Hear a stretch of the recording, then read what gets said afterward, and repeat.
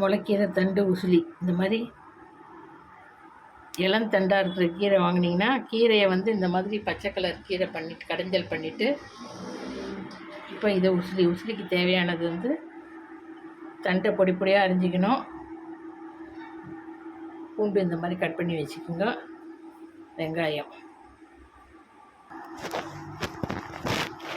2 மிளகாய் வத்தல், வறுகடலை ஒற்றைக்கடலை எப்படி நீங்கள் சொல்லுவீங்களோ அது, கொஞ்சம் சோம்பு போட்டு இதை பவுடர் பண்ணி தனியாக வச்சுக்கணும். இப்போ இங்கே எண்ணெய் ஊற்றி கரம் மசாலா தூள் இல்லைன்னா ஒரே ஒரு பட்டை கிராம்பு போட்டு தாளிச்சிட்டு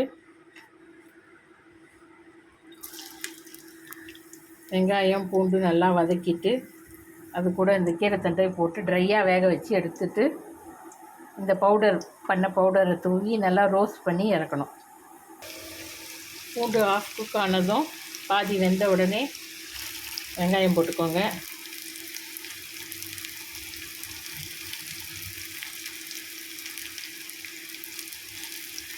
வெங்காயமும் பாதி வதங்கினதும் மஞ்சத்தூள் உப்பு போட்டுக்கணும்.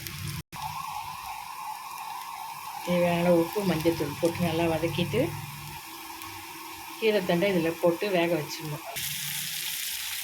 பட்டை கிராம்பு ஏலக்காய் அன்னாசிப்பூ எல்லாம் போட்டு பவுடர் பண்ண கரம் மசாலா தூள், மிளகா தனியாக கிடையாது இதில்.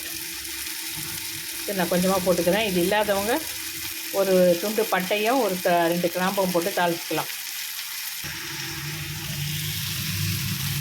கொஞ்சமாக தண்ணி ஊற்றி திட்டமாக வேக வச்சுக்கணும். தண்ணி நிறைய இருக்கிறது ட்ரையாக வரணுன்ட்டு இந்த டிஷ்ஷு. கொஞ்சமாக தண்ணி ஊற்றி ட்ரையாக வேக வச்சுக்கோங்க. நல்லா இது பாருங்கள், கொஞ்சம் கூட தண்ணி இல்லாமல் நல்லா வந்துடுச்சு, ட்ரையாக இருக்குது.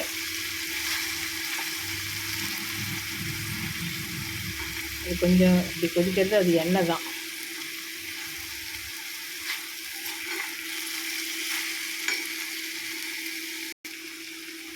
இப்போ நம்ம அரைச்சி வச்ச வறுகடலை, பொட்டுக்கடலை, வறுகடலை, சோம்பு, மிளகா, காஞ்ச மிளகா போட்டு அரைச்சி வச்ச பவுடரை இதில் போட்டு நல்லா ரோஸ்ட் பண்ணி இறக்குனிங்கன்னா கிட்டத்தட்ட கட்லெட் டேஸ்ட்டில் சூப்பராக இருக்கும்.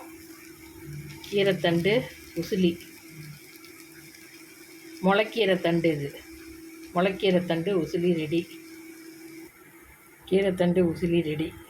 சாப்பாட்டுக்கும் பசங்க சாப்பிட்லாம், தொட்டும் சாப்பிட்லாம். ரொம்ப டேஸ்ட்டாக இருக்கும். செஞ்சு பாருங்கள். இதே மெத்தடில் நிறைய காய் பண்ணலாம். வேறு காய் அப்புறம் நான் போடுறேன்.